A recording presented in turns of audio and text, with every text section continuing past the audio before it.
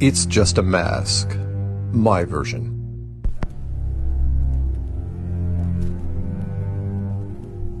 It's just a mask, you guys. Don't be a jerk. It's for the greater good. It's just a vaccine, you guys. Don't be a jerk.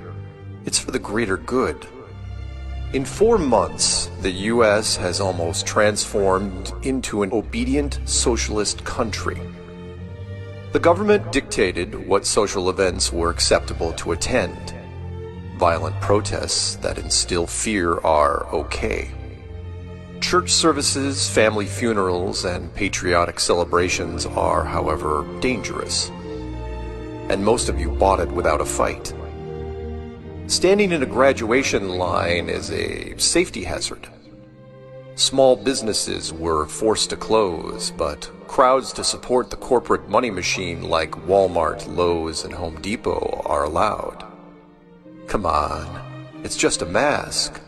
And safety precautions. How about a little hush money? Here's $2,400 that we stole out of your paycheck in the first place.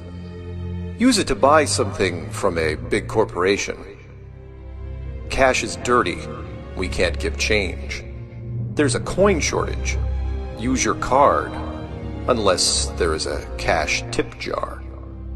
In 4 months, they have convinced you to use a traceable card for almost everything.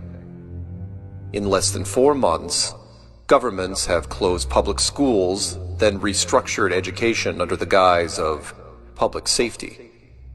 In less than 4 months, our government demonstrated how easily people assimilate to guidelines that have no scientific premise whatsoever because they were fearful. In less than 4 months, our government successfully instilled fear in the majority of the population of America that allows them to control every aspect of your life, including what you eat, where you go, who you see, and how much toilet paper you buy. And the most dangerous and terrifying part is that people are not afraid of this government who removed their freedom. They're afraid of their neighbors, family and friends, and they hate those who won't comply. It's absolutely terrifying to me that people don't question authority. They are willing to surrender their critical thinking skills and independence.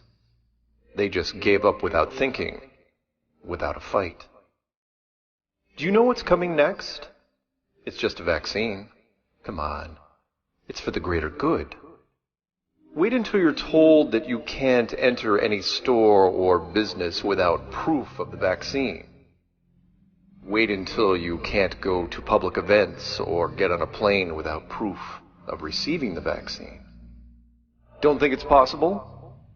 You've already allowed the government to say when you can go outside and when your children can take part in a new digital education, and this was just in the last 100 days, and you followed blindly because you were told to do so.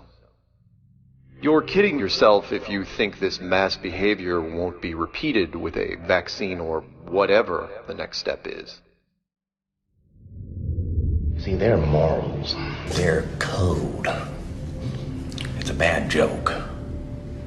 Dropped at the first sign of trouble. They're only as good as the world allows them to be. I'll show you. When the chips are down, these civilized people, they'll eat each other.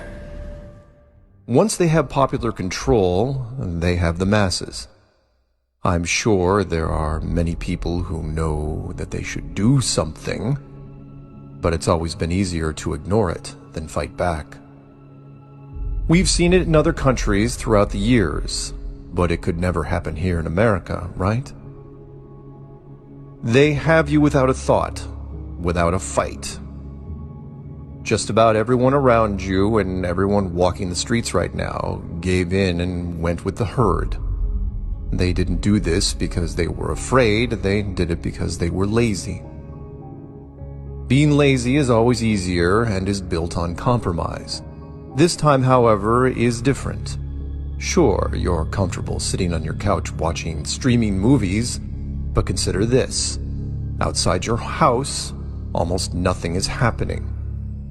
There are almost no sports anywhere. The city basketball courts are empty.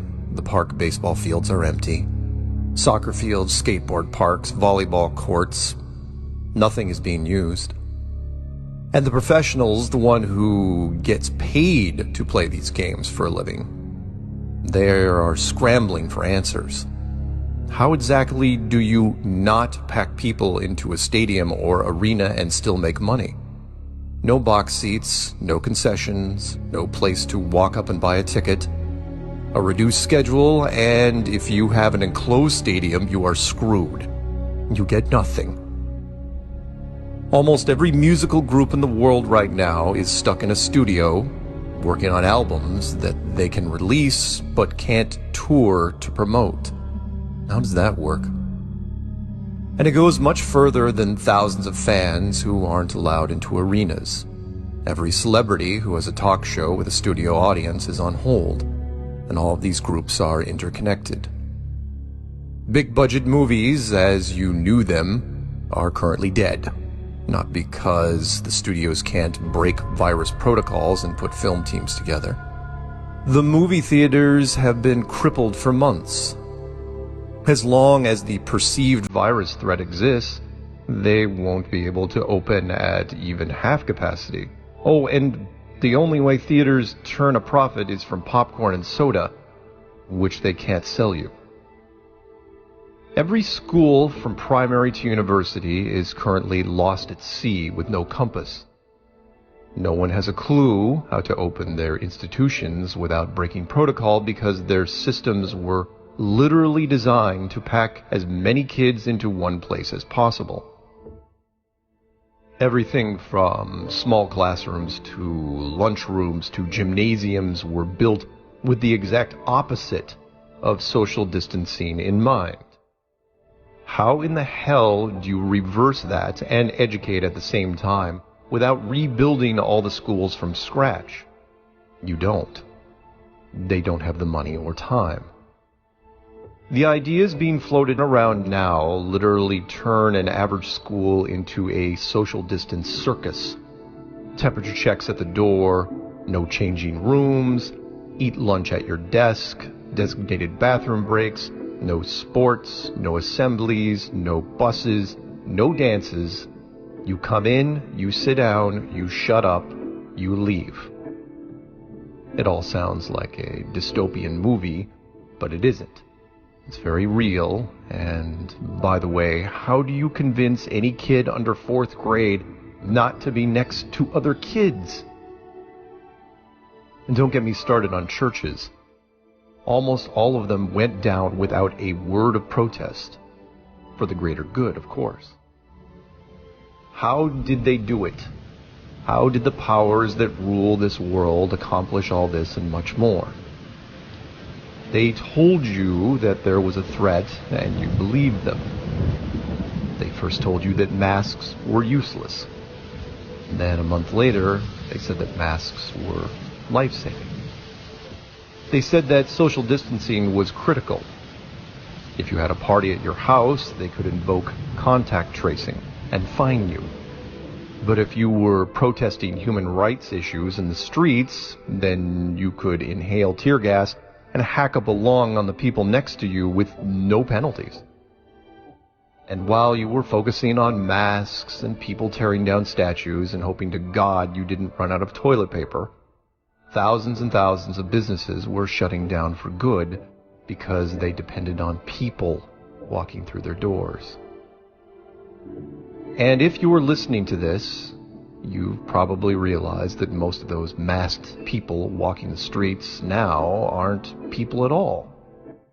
They are just shadows with what used to be faces. The herd. The sheep who will do just about anything that the media tells them because that's what they were programmed to do. Anyone that is voluntarily wearing a mask at this stage is a mindless drone who couldn't think for themselves if their life depended on it. That is not an exaggeration. You wanted to know who the NPCs are? Now you have your answer. They are all around you. They are the masses, the mob, and they are just a few loud noises away from an all-out purge-like panic. If you understand that, then you need to brace yourself. The levels of this pressure cooker we are currently in are rising, not falling. Things only get stranger from here. There are plans within plans within plans. Pay attention to not only what you see, but what you don't see. There will be more warnings in the months to come, so for now, let me end with this. Figure out who your friends are and who you can trust. Don't make any long-term plans or international trips. Make sure you have extra of everything, and no matter what, don't panic. You are the awoken, and at the very least will go into the storm with both eyes open. And while you're at it, get a black t-shirt that says 2020. Hope for the best, prepare for the worst.